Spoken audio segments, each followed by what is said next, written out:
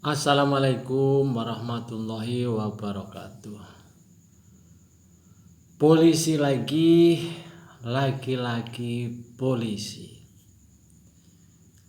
Ada apa sebenarnya saudara-saudara kita yang berprofesi sebagai polisi? Kasus Kanjuruan, tragedi Kanjuruan, di mana ada supporter Aremania, lebih dari 120 orang meninggal. Innalillahi wa inna ilaihi raji'un. Persoalan orang meninggal sebenarnya biasa saja, tetapi ketika meninggalnya diakibatkan oleh hal-hal yang tidak wajar, saya kira ini menjadi hal yang luar biasa. Sekali lagi, ini nyawa loh, ini nyawa. Tidak bisa atau tidak boleh dihargai secara rendah. Mohon maaf, secara gamblang dan nyata, peristiwa ini jelas menyentuh hati kita semua. Ibaratnya begini, kalau ada yang berkata, ya kalau cuma 1-2 sih nggak masalah. Sebenarnya nggak bisa juga. 1 atau 2 itu nyawa. Nggak boleh. Apalagi meninggalnya oleh atau disebabkan hal-hal yang tidak wajar. Jadi polisi lagi polisi. Saya harus tegas menyatakan ini. Kenapa? Ya kebetulan saya juga banyak kawan-kawan polisi. Tetapi saya miris ketika mendengar kasus tragedi Kanjuruan ini, di mana korbannya lebih dari 100 orang. Ini luar biasa. Saya kira tagline presisi itu benar-benar perlu dipertanyakan.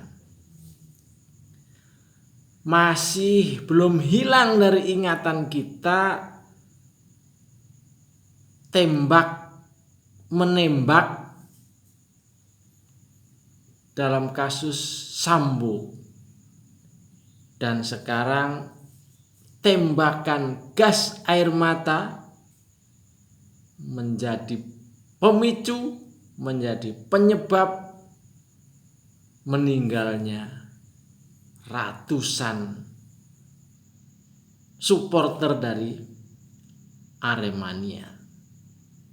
Jadi yang tidak habis pikir itu, kenapa ada tembakan gas air mata?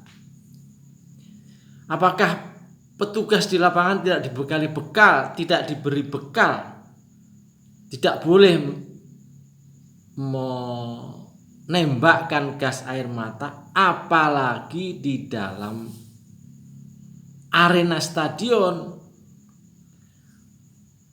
Peraturan saya kira juga sudah jelas, aturan main terhadap petugas, di mana ini saya kira kalau tidak salah juga sudah diatur oleh tata aturan internasional, di mana dalam mengatasi persoalan supporter sepak bola tidak boleh dilakukan dengan menembakkan gas air mata. Jadi kalau saya perhatikan dari berbagai macam tayangan dan berbagai macam analisa, saya jadi berkesimpulan bahwa dalam kasus tragedi Kanjuruhan, polisi mempunyai peran yang sangat besar. Kalau harus berandai-andai, seandainya petugas tidak melemparkan gas air mata, menembakkan gas air mata, saya yakin ini tragedi ini tidak akan terjadi. Tetapi ya, nyawa sudah terlanjur berpisah dari badan, dan ini harus ada yang bertanggung jawab. Kalau tidak, ini akan terus terjadi. Apalagi tidak lama lagi akan masuk tahun-tahun politik di mana akan banyak sekali warga yang ingin menyampaikan pendapat, di mana warga ingin mengungkapkan isi hatinya, barangkali dalam bentuk orasi dan sebagainya dan sebagainya. Saya tidak mengerti para anggota di lapangan ini SOP-nya seperti apa.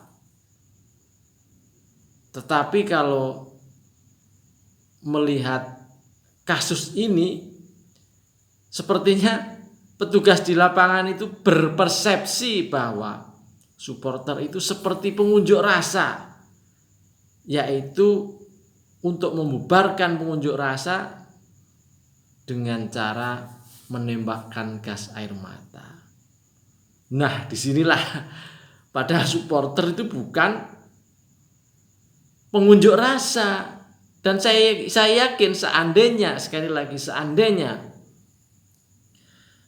tidak ada tembakan gas air mata, saya kira peristiwa ini tidak akan terjadi. Jadi sekali lagi, polisi, saudaraku, kawan-kawanku, ada apa sebenarnya kalian? Pak Jenderal dalam kasus ini, Kapolda Jatim, dan Pak Jenderal Listio Sigit Prabowo, saya kira ini Anda ini juga harus terbuka, transparan dalam menangani kasus ini. Jadi jangan hanya barangkali anak buah saja yang di lapangan yang dipersalahkan, tetapi ini saya kira ya harus ada pertanggungjawaban.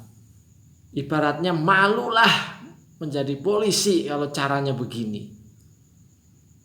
Masalahnya polisi mendapat diskresi memegang senjata. Nah, inilah yang saya kira menjadi masalah. Gas air mata ya menurut saya bagian dari senjata juga. Jadi kalau hal-hal semacam ini masih akan terus terjadi, maka nasib nyawa anak-anak muda kita atau generasi muda ke depan sangat mengkhawatirkan. Polisi, lagi-lagi polisi.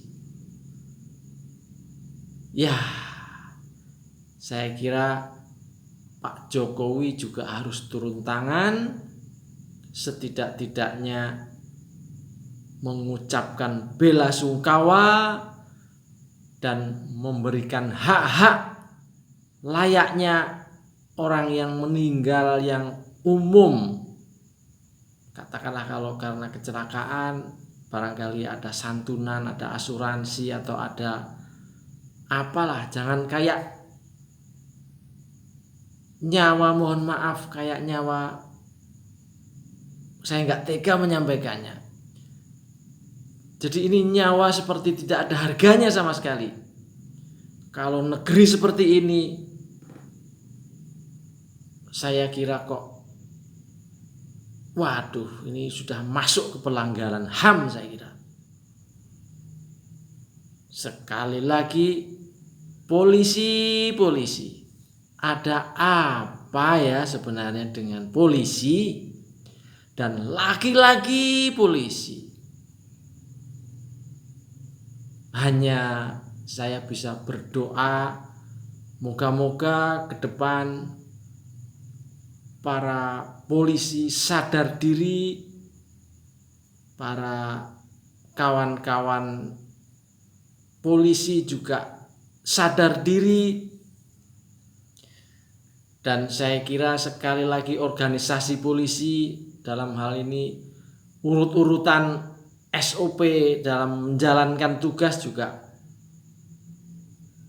harus benar-benar dicermati, dan saya berharap kejadian seperti ini tidak terulang lagi.